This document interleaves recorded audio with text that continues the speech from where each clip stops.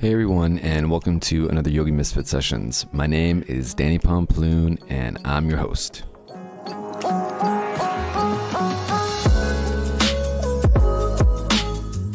So today I have session 75 coming at you, and I have the honor and the privilege to speak to Werner.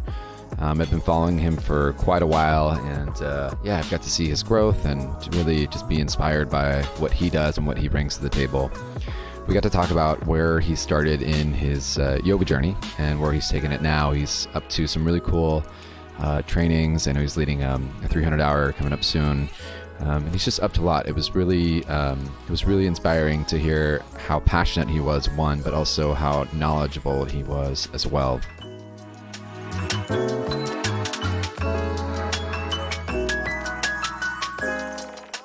And just before I get the show started, I wanted to tell you guys about Om Apparel. If you see any stuff that I've been doing online, you'll notice that I often tag them. It's actually just a company that I'm really super stoked and passionate about. They make men's yoga and activewear line, and I've always said, like, their clothing just feels like it fits me perfectly. You know, whether you see me in a yoga class or walking down the streets of San Francisco, I'm pretty much only wearing their gear. It's super breathable. It fits well. You can use it for yoga. I mean, it looks casual down the street. And the best thing about all of their products are they're all 100% eco-friendly. So they do the best not only to sustain the environment, but they're also in it for the really good reasons. But they also do cool things like support men's mental health. If you want to check out their clothing, you can check them out in the show notes, and you can use the code Danni, that's D-A-N-N-I, and you get 15% off at checkout. Again, it's pretty much the only yoga clothing I wear. It's my absolute favorite. Go check them out, Om Apparel, and use the code Danni for 15% off. Lastly, the show would not be possible without you listeners, and the best way to get more listeners on the show is to have you guys leave a review on iTunes. So if you have just a couple minutes, it's pretty fast, super quick. I would really appreciate it if you can leave a review on iTunes. I know I say it every show, but it really is that important to keep it going. So if you could check out the little link below, it tells you how to leave a review super easily. Thanks again to our friends over at SF Yoga Mag for being such big supporters. Without further ado, here comes session 75 with Werner.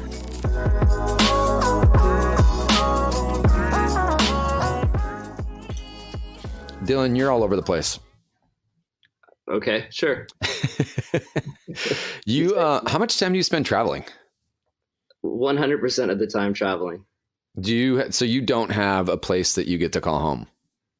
No, well, that's an interesting thing because we have this kind of preconceived concept of what home is and what traveling is, and so if we go off of that stereotype, I'm traveling all the time, and no, I don't have a home, but I don't.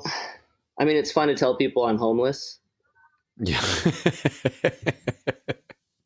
But I'm technically not homeless. I stay in nice places, nice Airbnbs. Right now I'm staying at my friend's flat. I live out of suitcase. I have done that. This is my 6th year, which is actually crazy to me because for some reason I thought it was my 3rd year until I did the math and I realized that I'm on my 6th year of traveling and living out of a suitcase. How did it all start for you when you, I guess, what was your journey into movement in yoga? And then how did it all start to, when you became, I guess, when you started to get more of an audience and started to travel a bunch more, how did it all come together? I feel like I've talked about like my origin story so many times. The real short version of it is I was a firefighter paramedic and I was teaching yoga on the side. Then I lost my job. And after losing my job, I decided I wanted to teach yoga full time, which was just really a hobby at that point. Teaching had been a hobby for like 3 years. So I moved from Redlands, California, which is about an hour and a half from LA to LA. And I started teaching down there. And I didn't have a following. I was a popular teacher at the local studio. But when I moved to LA, no one knew who I was. Just started teaching, started to grow a local following there, which is kind of a hard thing to do, as any LA yoga teacher will know, that starting out into that place with just amazing teachers. But I started growing a little bit of a following, and then also an Instagram following. Mm-hmm. And I had some videos on YouTube and some requests. And really, the request to travel international came from my YouTube video. It really had one that went kind of big, which was big, like 50,000 views, not anything actually really big. But yeah, so I got invited to go down to Jakarta, and then a few more requests, and it just kind of happened really organically. It was nothing that I wanted to push into. And the more that I started traveling, the more I realized how much I wanted to do it. But I was in a relationship with somebody who didn't want to travel, or at least didn't want to travel full time. And we had lived together, and we kind of had built our lives up together over the 5 years leading up to me leaving and traveling to teach. I said, did you ever think it would get to where it's at now? Well, no, because when I really started into my yoga journey about 10 years ago, I tried to stop planning so much for the future. And really, after I left my career as a firefighter, I stopped trying to look so much into the future, because that had always been who I was and what I did. And it was always about goals for me and trying to achieve these goals. And yoga kind of put that aside and really taught me what it was like to live and be present and, be in the truth and experience things as they're happening. And I never thought I'd be where I was at. Definitely didn't think that. When I moved to LA, I didn't have any idea how long I was going to teach yoga for, if it was going to be a career. All I knew is that if I taught enough classes, I could pay rent.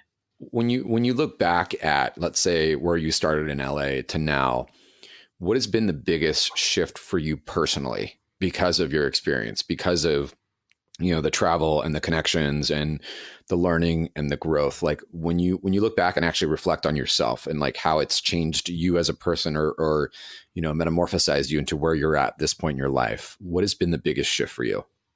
It's kind of, I know exactly what it is, and it's kind of an ironic answer to the question. But the biggest thing that I've realized in this whole journey, that it's not about me. And I think my whole life I've been making things about me. And that's a very natural thing, because we see the world through our experience, or I see the world through my experience, through my eyes, and everything that I know is around the fact that I'm the center of that person experiencing. Mm-hmm. And so all that does is feed the attachment to I and the attachment to the ego. And it puts pressure on yourself that you have something to prove to yourself. My whole life I've been trying to prove something. And it was really that I was trying to prove that I was good enough. That I can make it, or whatever it was. And I did that by trying to prove things to other people. But really, the whole time I was trying to prove things to myself. And then through this journey of traveling and teaching and sharing my experience and doing all these things and being kind of held up on a pedestal, which happens a lot, which I've never understood. People mm-hmm. will sometimes actually treat me like I'm a celebrity or I'm somebody. And sure, not saying that I'm nobody, but I'm the same. I mean, we're all really the same. We're just sharing different experiences, and I have an opportunity to share my experience. But through that opportunity of sharing my experience, I realize it's not about my experience. It's just a vessel for the teachings, you'd say. It's just not about. Right.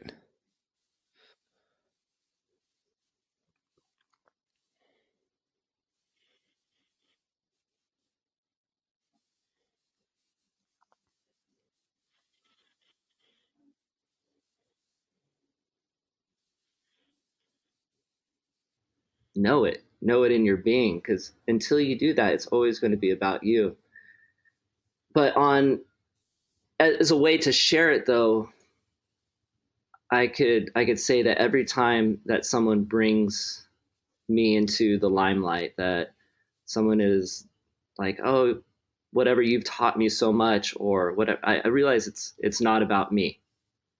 because everybody is having their experience, and we are really just mirrors for each other's experiences. And when you think that it's you doing that, that's, I don't know, maybe it is. Who am I to say any absolutes? But I know that when I think that it's me that's making that change in somebody else's life, that it all goes wrong from there. But if I realize that all I'm doing is reflecting what that person needs to see, it's everything that they're doing. And by, as Ram Dass would say, polishing the mirror, by polishing the mirror and being empathetic to people and seeing where they come from and understanding that it's not about me, that you actually become a better mirror to reflect what people need to see. And essentially you guide people to the true teacher, which is the inner teacher. I use the title of a yoga teacher, but I'm not a yoga teacher. I play the role of teacher when I'm honored to have students that give me that role. But even in that, being that role, I'm only pointing back to the inner teacher. I'm only pointing back to the experience that they're having. I know you run trainings. I know you have a 200-hour and you actually have a 300-hour coming up. Do you, in any part of your teacher trainings, speak about this, or do you, I guess this would be more the Dharma part of teaching and of becoming a teacher. And, I agree with everything you just said. I think, as teachers, we have to realize that it's not about ourselves. When we're in that room, it actually, we no longer, it's not about us. It's about the students in the room. And, again, we are vessels of the teaching, right? Yeah. So whatever it is that we're having them do or study or read, it's just a way to get them to do their inner work. Do you add any of this in your trainings? And how it's, from what I'm hearing from you, it sounds like you're pretty passionate about this. And so I guess my assumption is that you would do something like this in your trainings. What does it come across? How does it come across if you do it, or if there's any sections on this that you really focus on? I think why people do 200-hour trainings or 300-hour trainings or teacher trainings, I mean, maybe people do it to learn how to teach, but what I get out of it and what I try to put into trainings is the personal growth. And the main focus of my 300-hour training, though, we do all the anatomy stuff and the fascia meridians and all that, but it really is about the personal growth and the personal experience and how you can understand who you are better, and then through that understanding, share that. So yeah, there's a lot that goes on in my 300-hour trainings that's focused towards personal growth and understanding the self. I think that's really the bulk majority of it. It's incredibly challenging, physically, mentally. Daily practice is really hard every day, but yeah. There's a way that I look at things, or that I approach it, and really I can only share my teachings through my experience, and how I've learned how to grow is through stress or through challenge. I mean, we say stress, there's a therapeutic range of what is good. And for me, it tends to be really high. I tend to need quite a lot of challenge to be able to learn from it. I'm not the best learner, because that's how I learn. That's how I share. So my training's probably not for most people, but I do put them through quite a bit of challenge. I don't know how to say this without actually getting into details of what my training entails, which is sure. boring for people to listen to. I've heard from a couple people that every time they see you, you've always got a book in your hands.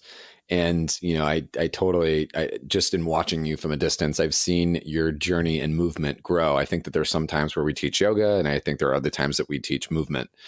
In your current readings, like studying for yourself, what are you reading both physically, what are you getting into physically right now? And then also, what type of sacred text are you getting into, or what types of the teachings of the yoga are you getting into right now? Like, what's making you thrive and get really excited? The book I'm reading right now is called The Sky Above, Earth Below by John P. Milton. And I'm actually looking to do a training with him this summer. He he's been around for a while, probably unknown to most people. Uh, I think he's more of a qigong tai chi teacher, but Hmm. his thing is about the sacred passage, the connection to nature, and understanding what it Mm. is to come back to the source and understanding harmony. I wrote a post Right. on it today a little bit about being today is Earth Day, which is a beautiful day to do this interview, but about being connected back to nature and how the further we remove ourselves from it, the further we actually remove ourselves from ourselves, because we are connected to the planet. We come from the planet as though it's not separate. And I think that one of the main teachings of yoga is this idea of connection, and that separation is the Maya, separation is the illusion, that we could all be different. In the Bhagavad Gita, it talks about a banyan tree, and the illusion that it gives, it talks about the world, or Maya, being where this tree, where the roots grow up and the branches grow down, and this is the world as we see it. And as we're looking at this, where we see this nature, it's the reflection. So as a tree grows by still waters, when you look down into the Mm. still waters, you see the tree. And the whole concept of yogas chitta vritta nirodha is based off of stilling the waters, or stilling the mind, so that we could see the reflection of what reality is. And this is really the first step into understanding our true nature. Because when we look down into the water, when we still the water, when we let it come to rest, when we stop contracting against things and we start to absorb the nature, we start to see things as they are. But as long as we're looking down at the reflection, we're not actually looking at reality. We're only looking at the reflection of reality. And this is essentially what it means to move past Maya. It's to look up from the water, to still the mind, to come to a place of rest and relaxation, so that you could see the truth long enough to be able to part the clouds and see clarity. And then it gets even crazier, because then you have to separate. Then once you get there, then you learn about duality. You have to remember that physical is no longer physical, and mental is no longer mental. The the problem with language and duality and non-duality and all these things is we understand everything. The way the language is created is through its opposites. We understand love by fear or hate, or whatever you think the opposite of love is. Dark by light. You know, we can't have a concept of darkness unless we have a concept of light. There's a beautiful saying that I love that I think explains this so well, that a blind person will never know darkness. Yeah, and this goes back to understanding that we only know the world centered around through our experiences, and so if cannot we can't share our experiences, and we can't teach our experiences. We can only guide people through their own experience, because someone they could see, I would think that a blind person lives in darkness. But a blind person will never know Mm. darkness because they've never seen light. And how can you understand what darkness is until you understand light? And so ultimately, removing the self from the Maya, from the illusion of this, is about coming back to the connectiveness of nature, to the oneness, that there is no separation between Mm. ourselves and nature, ourselves and the universe, that we are completely interconnected, all things, all life, emotions, perceptions, thoughts, completely interdependent upon all these things. And when you start to recognize yourself as the source, when you start to see yourself as the source and not separate from the source, then you start to understand these things. One of the analogies I like to give is that of like a string of Christmas lights. As we look at the lights, they're all a bunch of different bulbs and pretty colors, and they're unique and different, and they shine in different ways. But the source that makes them all glow is the same. And as long as we're connected to the source, we are that source. It's just, what do we identify with? Do we identify with our difference, or do we identify with the source? Do you think that with all these teachings, and with all, I mean, yoga can go deep in so many layers. I mean, so many layers, so many layers. Do you think that it ever gets a little too dogmatic? Yeah. Uh, I think dogma comes through definition in a lot of ways. Mm-hmm. Because if yoga is this all-encompassing thing, and if everything is not two, by nature, when we start to define anything, we have to put it into a box. And the second that you put something into a box, Mm-hmm. the second that you create a line in the sand, you create a division, you create two. You create separation by that very nature. And so from this, it's really easy for dogma to arise. It's almost an impossible thing not to have some sort of form of dogma, but for us to understand something, for how science works, how our understanding of all things, we've done it through breaking things down, finding the parameters, and understanding the parts. The only problem with that is we can never understand the whole by the sum of the parts. And we learn this through movement. We learn this through anatomy. I do a lot of study through fascia, and it's the same thing with that. So there's a lot of dogma. There's a lot of dogma and movement and people wanting to say this is yoga, this isn't yoga, which I've always find is funny because... It's super funny, yeah. And I think every yogi, eventually along their journey, they realize that the movement is just a tool. And I like to say that, I practice yoga, but I really don't practice yoga. I try to be yoga when I'm mindful, when I recognize my state of awareness that I am yoga, I guess, or in union.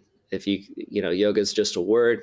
Again, like all words, we create definition around it and the parameters. So if I'm in a state of yoga, I'm in a state of union. If I'm in that state, I am that.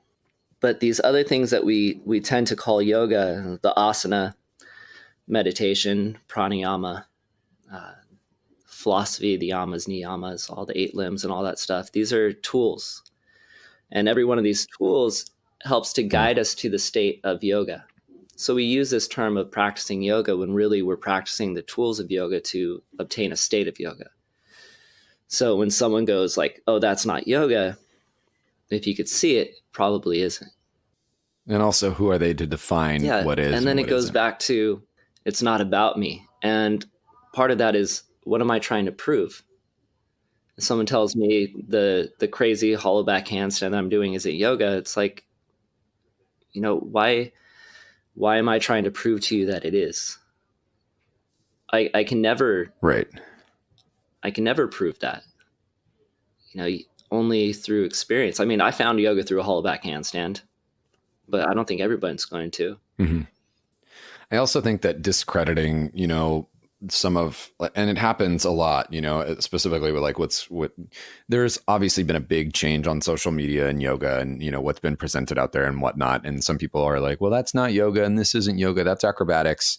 Like when we start to, create what I like to call as isms, people forget that there is a lot of work that goes into physical movement and to putting your body into, shapes. And also there's a lot of teachings in that as well. There's a lot of patience. There's a lot of, mental push. There's a lot of learning about yourself throughout the process. So, whether you're sitting, reading the sutras and studying there, or whether you're, practicing movement, it's all, it's all getting you to the same place. It's just a different vessel to get you there. They're all tools to find yoga. And what happens is we start to say that one is better than the other. You're talking about people forgetting. People forget where yoga came from. I mean, at the turn of the century, you had the first person to bring yoga really to the West, which was Swami Vivekananda. And he was very vocal against any form of physical yoga, hatha yoga. If you did anything that was hatha yoga, he said that's not yoga. And he was very much against Krishnamacharya and what he was teaching. And Vivekananda was one of the most respected yogis of all time, and especially in that time. And so now here we are 120 years later from that time or so. Yeah. 2018, 2019 about that. Yeah. And we see how much it's changed. And really in these past since like social media and the spread of the more acrobatic style of vinyasa, we see how it's going. But again, it's just a tool. Like any tool, the sharper it is, the more effective it is. And when you start your journey, you might not need such a sharp tool.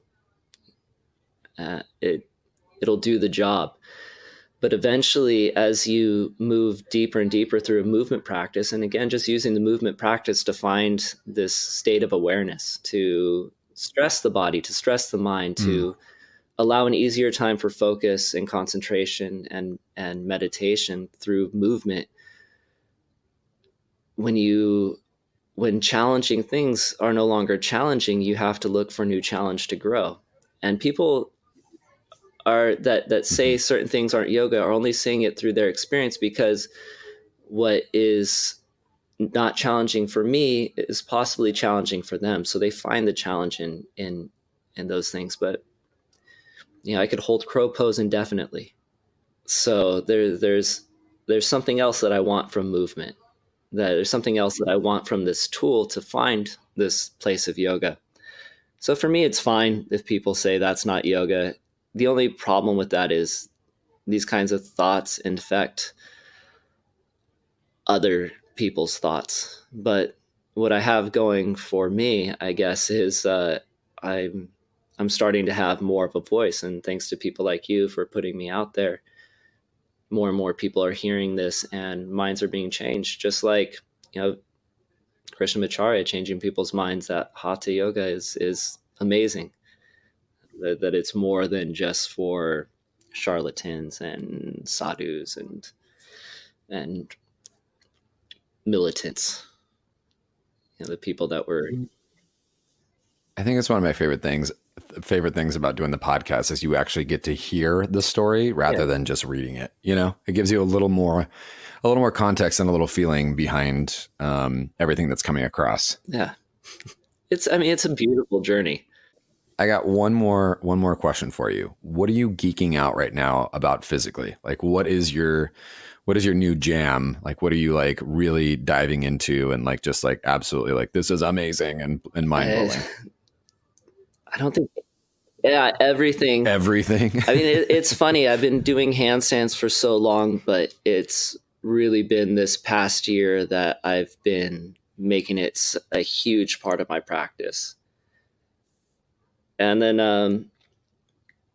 for the past like 3 years or so, it's been the fascia thing and really studying into that and biotensegrity. And I just did a retreat with Tom Myers, and it was amazing because it opened up new doors and new things to think about and stuff. So it's, I guess from the yoga standpoint, I'm been developing a way to sequence on the myofascial meridians. So I've been sequencing this way for about a year now and teaching that and teaching myofascial meridian sequencing in my teacher trainings. And it's just another way to look at something rather than separate as more of the whole and how everything works in balance. And that's really the beautiful thing about the body is designed to be balanced in all ways. It's continuously under tension and compression at the same time. It holds itself in space in every orientation perfectly, without struggle, without effort. And we're literally held together in the most amazing way that no healthy bone touches another bone.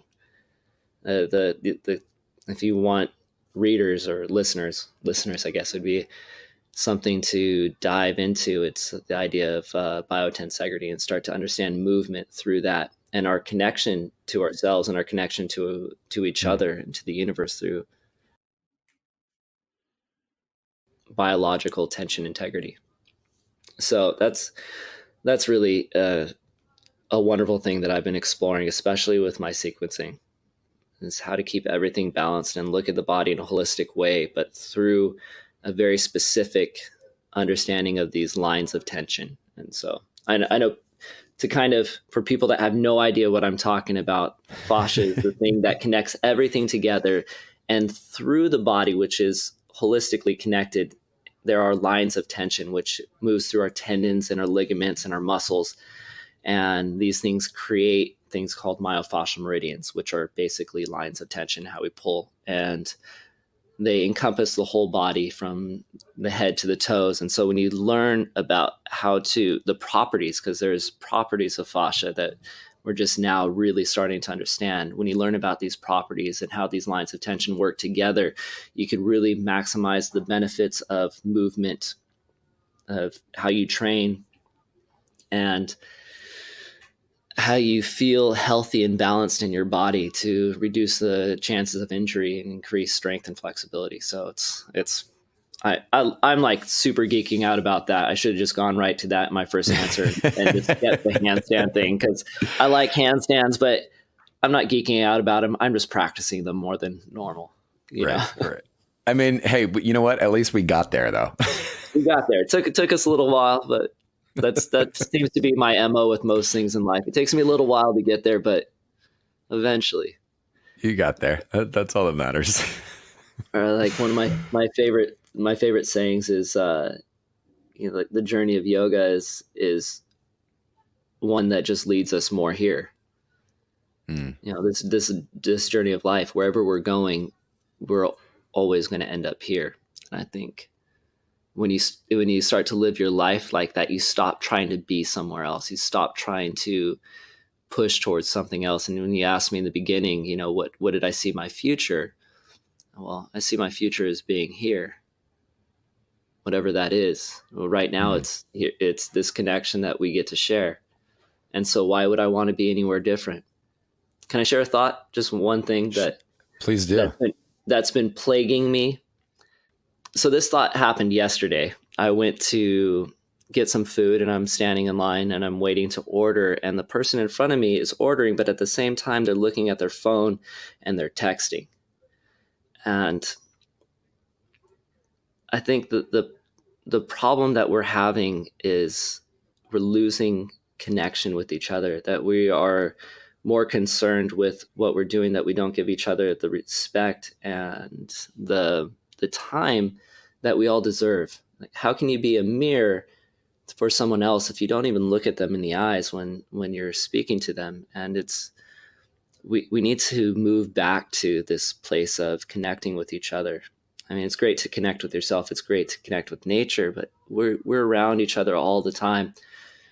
So that what it means just to look at somebody in the eyes and speak to them instead of at them is, I think that would be a huge change in the society as we move forward. Also, to just receive another person, to just sit there and receive them for who they are and what they've walked in. Exactly.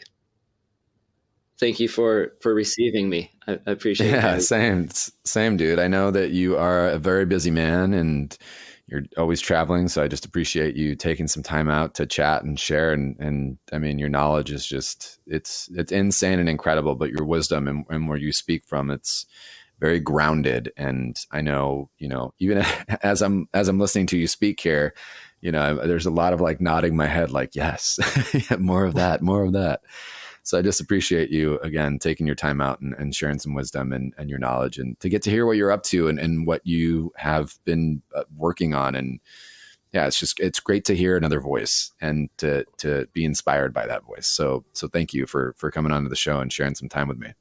Yeah, thank you. Hopefully everything I said sounded like common sense. So that's all I feel like. I just like speak. If it's truth, it should be pretty easy to understand and sound like something you already know. Yeah, so, and also I think whatever you needed to say was what you said. It was perfect. As my teacher would say, whatever happened is perfect because it can't happen any other way. 100%. Thank you again, Dylan. Until the next Yogi Misfit session, this is Danny and Dylan saying peace out. Peace out.